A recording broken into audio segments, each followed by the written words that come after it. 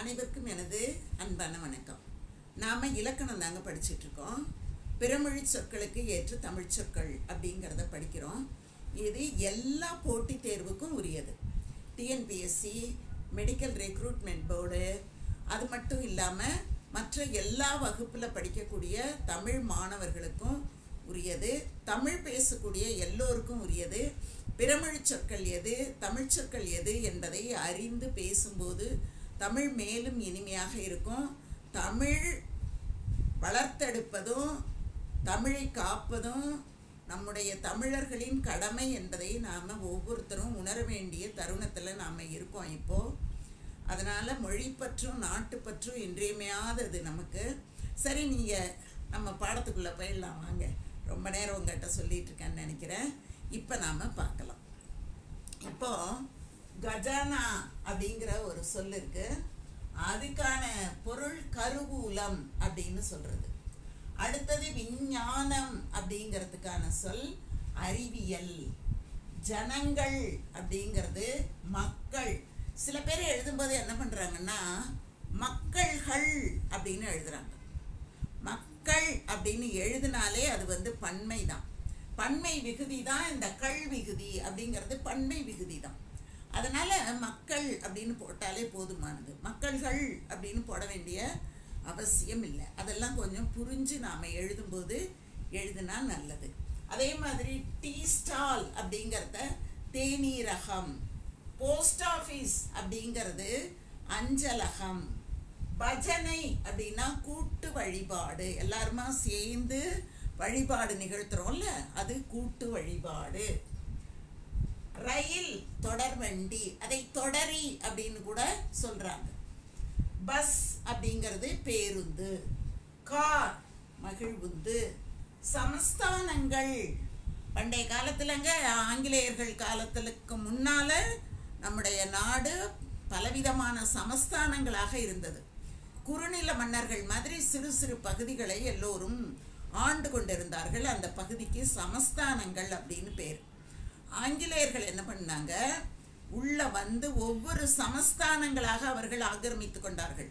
வீரபாண்டிய கட்டபொம்மன்லாம் சின்ன சின்ன சின்ன சமஸ்தானங்களை ஆண்டு கொண்டிருந்தவன் தான். அதை கொஞ்சம் கொஞ்சமாக ஆக்கிரமித்து தன்னுடைய ஒரு ஆட்சியின் கீழ் கொண்டு வந்த போது அவங்க என்ன பண்ணாங்க அப்படின்னா, ஆட்சி புரிவதற்கு ஏதுவாக இருக்க வேண்டும் என்பதற்காக எல்லா பகுதிகளையும் ஒருங்கிணைத்தார்கள்.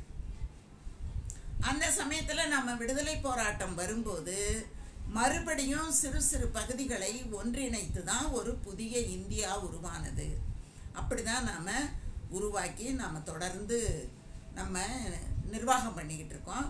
அதுக்கப்புறம் தான் நம்முடைய நாட்டை என்ன பண்ணாங்க, மொழி வாரியாக பிரித்தார்கள். அந்தந்த மொழி பேசக்கூடியவர்கள், அந்தந்த பகுதியில் இருக்கக்கூடியவர்கள் அவரவர்களுக்கு உரிய அதிகாரங்கள் அப்படிங்கிறதையெல்லாம் வச்சு தான் மாநில அரசாங்கம் என்ற ஒன்று பிரிக்கப்பட்டது. அந்த மாதிரி நாம் என்ன பண்ணோம், சமஸ்தானங்களாக இருந்தோம். அதுக்கப்புறம் பாருங்க, இலாக்கா அப்படின்னா துறை. முன்னாலெல்லாம் இலாக்கா அப்படிதான் சொல்லுவாங்க, இப்போ துறை. உத்தியோகம் அப்படின்னா வேலை. பையன் என்ன உத்தியோகம் பண்ணுறான் அப்படின்னா பையன் என்ன வேலை பார்க்குறான் அப்படிங்கிறது பொருள். அடுத்தது தினசரி. தினம் அப்படிங்கிறதும் வருஷம் அப்படிங்கிறதும் தமிழ் மொழி கிடையாது. தினசரி அப்படிங்கிறத நாள்தோறும் அப்படின்னு சொல்லணும். வருஷம் அப்படிங்கிறத ஆண்டு அப்படின்னு சொல்லணும். சரிங்களா? அடுத்தது பாருங்க, தைரியம்.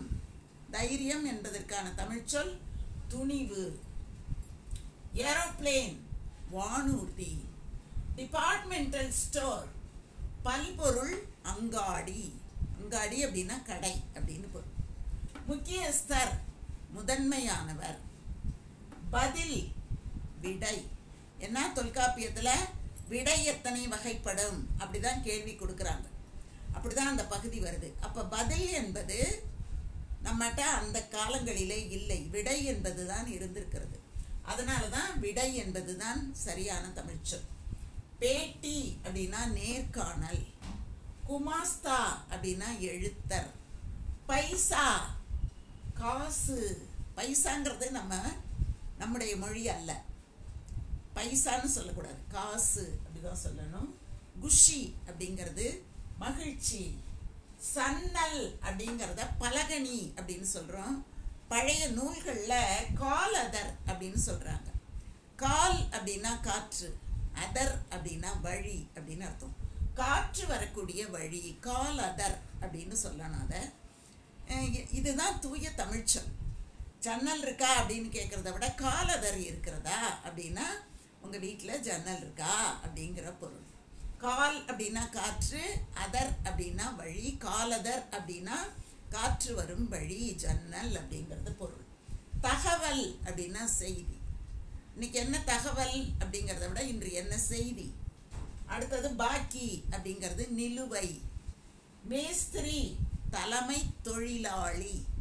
தலைமை தாங்கி ஒரு தொழிலை செய்யக்கூடியவர் தலைமை தொழிலாளி. அடுத்தது பாருங்க, ஜமக்காலம் விரிப்பு. மாலுமி நாவாய் ஓட்டி. கப்பலை நம்ம என்ன சொல்லுவோம், நாவாய் அப்படிதான் சொல்லுவோம் நம்ம. அப்போ மாலுமி அப்படின்னா நாவாய் ஓட்டி. பஜார் அப்படின்னா கடைத்தெரு. வக்கீல் அப்படின்னா வழக்குரைஞர். வழக்கு அறிஞர் என்பது வேறு, வழக்கு உரைஞர் அப்படிங்கிறது வேறு. வழக்கு அறிஞர் அப்படின்னா அந்த அறிஞர் முதன்மையானவர், வல்லுநருங்கிற பொருள் வரும். வக்கீல் அப்படின்னா வழக்கு உரைஞர். அந்த வழக்கை அவர் உரைத்து அதில் வல்லுநராக வருபவர் தான் வழக்கு அறிஞர். இவர் வழக்கு உரைஞர். கோஷ்டி அப்படின்னா குழு. கல்யாணம் திருமணம். தத்துவம் உண்மை. நியதி வரையறை. பாரியாள் மனைவி. பழைய கால கதைகள்ல எல்லாம் படிச்சிங்கன்னா என்னுடைய பாரியாள் அப்படி தான் சொல்லுவாங்க. பழைய கல்யாண பத்திரிகைகள்ல எல்லாம் பார்த்தீங்கன்னா பாரியாள் அப்படி தான் எழுதுவாங்க. அதெல்லாம் இப்போ ரொம்ப மாறி போச்சுங்க. எவ்வளவோ வடமொழி சொற்கள் நம்முடைய தமிழில் இருந்தது. அது எல்லாமே கொஞ்சம் கொஞ்சமாக மாறி இன்றைக்கு நாம் நிறைய தமிழ் சொற்கள் பேசுகிறோம். இன்னும் நாம் அதை தொடர்ந்து பேசணும். அடுத்தது பாருங்க, பகிஷ்கரித்தனர் அப்படின்னா விலக்கினர். சட்டை அப்படின்னா மெய்ப்பை அப்படின்னு பேர். மெய்யின்னா உடம்பு, பையின்னா அந்த உடம்ப உள்ளே போட்டுக்கிற பையி. சட்டையா அப்படி தான் அந்த காலங்களில் சொன்னாங்க. இப்போ நாம் என்னென்னவோ சொல்லிகிட்டு இருக்கோம். சட்டை அப்படின்னா மெய்ப்பை அப்படி தான் சொல்லணும். பிரபந்தம் அப்படின்னா சிற்றிலக்கியங்கள். இன்றைக்கி கூட நம்ம தமிழில் பிரபந்தங்கள் இருக்கிறது அப்படின்னு தான் நம்ம சொல்கிறோம். சிற்றிலக்கியங்கள் அப்படிங்கிறது தான் அதற்கான பொருள். அடுத்தது சபதம் சூளுரை. பாஞ்சாலி சபதம், நான் சபதமிட்டேன் அப்படின்னா சூளுரைத்தேன் அப்படின்னு பொருள். அடுத்தது கிரகம் அப்படின்னா இல்லம். நம்ம சொல்கிறோம்ல கிரகப்பிரவேசம், இல்லத்தில் நுழைதல். அதான் கிரக பிரவேசம். பிரவேசம்னா உள்ளே நுழைவது அப்படிங்கிற பொருள். கோயிலில் பிரவேசம் பண்ணுறது அப்படிங்கிறதெல்லாம் நுழைவது.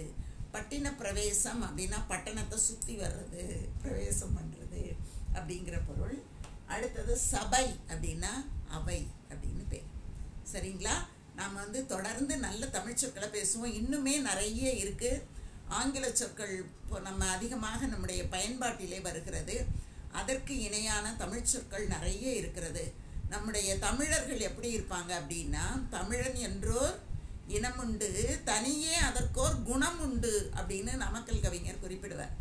அதனால் நாம் என்ன பண்ணுறோம் அப்படின்னா, ஆங்கிலத்திலே வரக்கூடிய இந்த கணினி தொடர்பான சொற்களுக்கு இணையான தமிழ் சொற்கள் நிறைய நாம் கண்டுபிடிச்சு வச்சுருக்கோம்.